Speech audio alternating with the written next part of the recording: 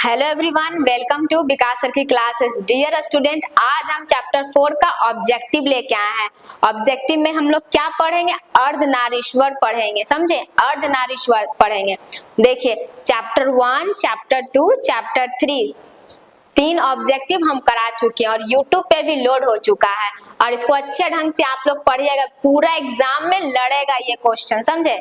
चलिए हम अपने ऑब्जेक्टिव की ओर चलते हैं। अर्धनारीश्वर के बारे में, उनके लेखक के बारे में थोड़ा हम लोग जानेंगे क्या है, ठीक है। देखिए, रामधारी सिंह दिनकर, यानी अर्धनारीश्वर के लेखक कौन हो जाते हैं? रामधारी सिंह दिनकर जी हैं। रामधारी सिंह दिनकर जी का जन्म कब हुआ था?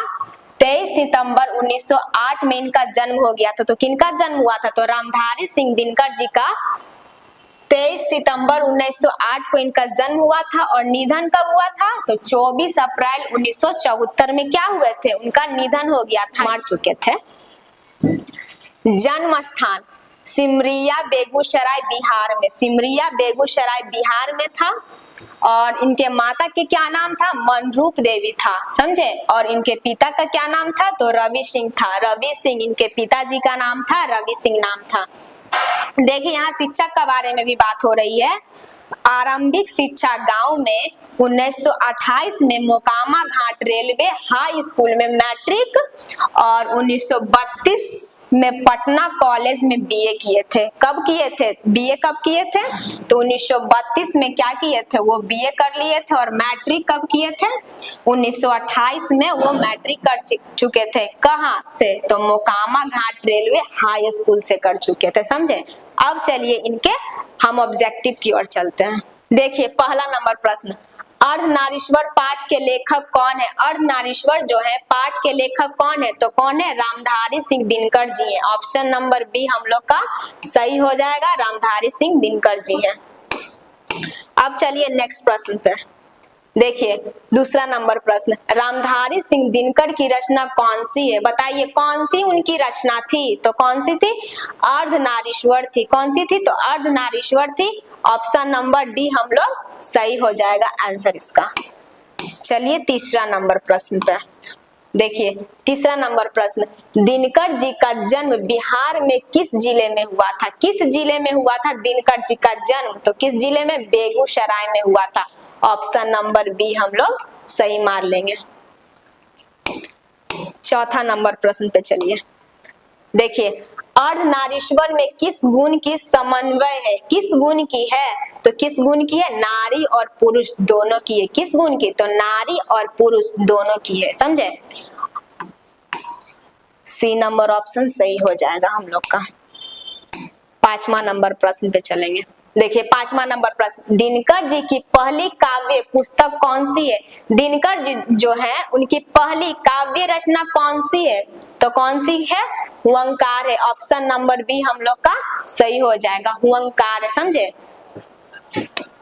अब चलिए छठा नंबर प्रश्न पे। देखिए, दिनकर जी की पहली कविता किस पत्रिका में प्रकाशित हुई थी? किस पत्रिका में प्रकाशित हुई थी? जो छात्र सहोदर, छात्र सहोदर। ऑप्शन नंबर ए हम लोग सही मार लेंगे। देखिए, सातवां नंबर प्रश्न, सातवां नंबर प्रश्न क्या है? दिनकर जी की पहली कविता कब प्रकाशित हुई थी? बताइए, दिनकर जी जो थे उनकी पहली कविता कब प्रकाशित हुई थी? तो कब प्रकाशित हुई थी? तो 1925 में प्रकाशित हो गई थी। कब? 1925 में दिनकर जी की पहली कविता 1925 में प्रकाशित हुई थी। ऑप्शन नंबर बी हम लोग सही मार लेंगे। अब चलिए आठवां नंबर प्रश्न पे। देखिए, आठवां नंबर प्रश्न, दिनकर जी के अनुसार यदि पति विचार है तो पत्नी क्या है? बताइए, जब पति विचार का हो तो पत्नी क्या होती है? बताइए, तो क्या है? भावना। क्या है? भावना है। ऑप्शन नंबर सी हम लोग सही मार लेंगे। चलिए 9 नंबर प्रश्न पे देखिए, 9 नंबर प्रश्न, बुद्ध और महावीर ने नारियों को कौन सा अधिकार दिया था? बताइए, कौन सा अधिकार दिया था? तो कौन सा अधिकार दिया था? भिक्षुणी होने का। ऑप्शन नंबर बी हम लोग सही मार लेंगे। देखिए, 10वां नंबर प्रश्न, 10वां नंबर प्रश्न क्या है? पुरुष जब नारी के गुण लेता है तब वह देवता बन जाता है। बताइए, पुरुष जब नारी का गुण लेता है तब वह देवता बन जाता है, किंतु नारी जब नर के गुण सीखती है तब राक्षस हो जाती है। यह किसका कथन था बताइए, किसका कथन था? तो दिनकर जी का कथन था। किनका था कथन? दिनकर जी का कथन था। ऑप्शन नंबर हम लोग ए मार लेंगे, समझे। देखिए 11वां नंबर प्रश्न, अर्धनारीश्वर के किस विद्या से संबंध है? किस विद्या से संबंध है बताइए? तो एकांकी, एकांकी से संबंध है, समझे। ऑप्शन नंबर सी हम लोग सही मार लेंगे, एकांकी। अब चलिए हम लोग 12वां नंबर प्रश्न पे। देखिए, किसने अपने जीवन के अंतिम दिनों में नारीत्व के साधना की थी? बताइए किसने की थी? तो गांधी जी ने किए थे। किसने किए थे? तो गांधी जी ने किए थे। ऑप्शन नंबर ए हम लोग सही मार लेंगे। अब चलिए 13 नंबर प्रश्न पे। देखिए 13 नंबर प्रश्न, अर्धनारीश्वर शंकर और पार्वती के किस प्रकार का रूप है? बताइए किस प्रकार का रूप है? तो कल्पित रूप है। किस प्रकार का रूप है? तो कल्पित रूप है। ऑप्शन नंबर हम लोग बी मार लेंगे, कल्पित रूप है। अब चलिए 14 नंबर प्रश्न पे। देखिए 14 नंबर प्रश्न, प्रेमचंद के अनुसार नारी जब पुरुष के गुण सीखती है तब वह क्या हो जाती है? क्या हो जाती है? क्या हो जाती है? राक्षसी, राक्षसी हो जाती है। यानी ऑप्शन नंबर डी हो सही हो जाएगा, हम लोग मार लेंगे। अब चलिए 15 नंबर प्रश्न पे। देखिए 15 नंबर प्रश्न क्या बोल रहा है हम लोग का, निम्नलिखित में से कौन सी रचना दिनकर जी की नहीं है? बताइए कौन सी रचना दिनकर जी की नहीं है? तो झूठा नहीं है। कौन सी नहीं है?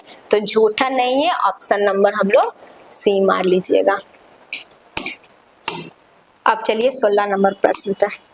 देखिए, निम्नलिखित में से कौन सी रचना दिनकर जी की है? बताइए कौन सी रचना दिनकर जी की है? कौन सी रचना है? परशुराम की प्रतीक्षा। परशुराम की प्रतीक्षा, यानी ऑप्शन नंबर हम लोग बी मार लेंगे, परशुराम की प्रतीक्षा। अब चलिए हम लोग 17 नंबर प्रश्न पे चलते हैं। देखिए 17 नंबर प्रश्न, दिनकर को किस कृति पर भारतीय ज्ञानपीठ पुरस्कार प्राप्त हुआ? बताइए तो कौन सा ऑप्शन सही हो जाएगा? उर्वशी। 18 नंबर प्रश्न देखिए, युद्ध और शांति की समस्या पर लिखी गई काव्य कृति है। बताइए काव्य कृति है तो कुरुक्षेत्र। ऑप्शन नंबर बी सही हो जाएगा, काव्य कृति। युद्ध और शांति की समस्या पर लिखी गई कौन सी कृति? तो कुरुक्षेत्र। क्या है? कुरुक्षेत्र। ऑप्शन नंबर हम लोग बी मार लेंगे। चलिए 19 नंबर प्रश्न पे। देखिए 19वां नंबर प्रश्न है, अर्धनारीश्वर कल्पित रूप है। अर्धनारीश्वर जो है कल्पित रूप है शिव और पार्वती का। किनका है? तो शिव और पार्वती का। राधा मतलब राम और सीता नहीं मार लीजिएगा, ना राधा और कृष्णा मारना है, ना विष्णु और लक्ष्मी जी मारना। तो हम लोग को कौन सा मारना है? तो पार्वती और शंकर जी मारना है। ऑप्शन नंबर ए सही हो जाएगा। अब चलिए हम लोग 20वां नंबर प्रश्न पे। देखिए 20वां नंबर प्रश्न, गंधारी थी तो कौन थी? तो दुर्योधन की माँ थी। ऑप्शन नंबर ए सही हो जाएगा, तो दुर्योधन की माँ थी। सही मान लीजिएगा आप लोग, ऑप्शन नंबर ए।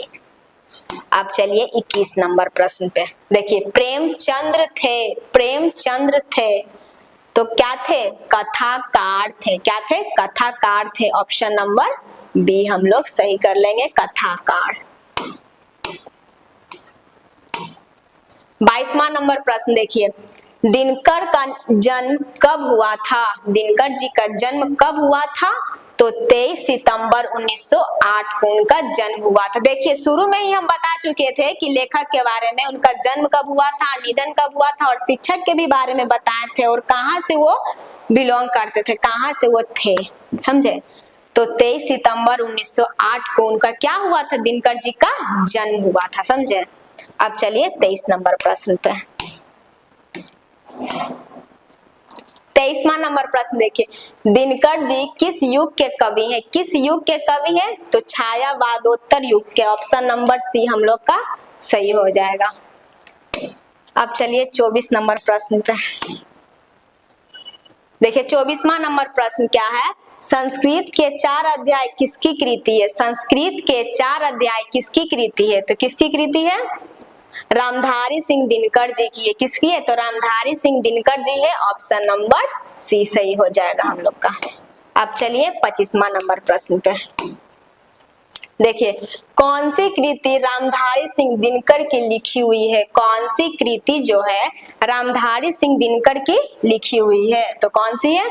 शुद्ध कविता की खोज। शुद्ध कविता की खोज, ऑप्शन नंबर ए हम लोग का सही हो जाएगा। यह वीडियो आपको अच्छा लगा हो तो इसको लाइक करके शेयर कर दे, ठीक है।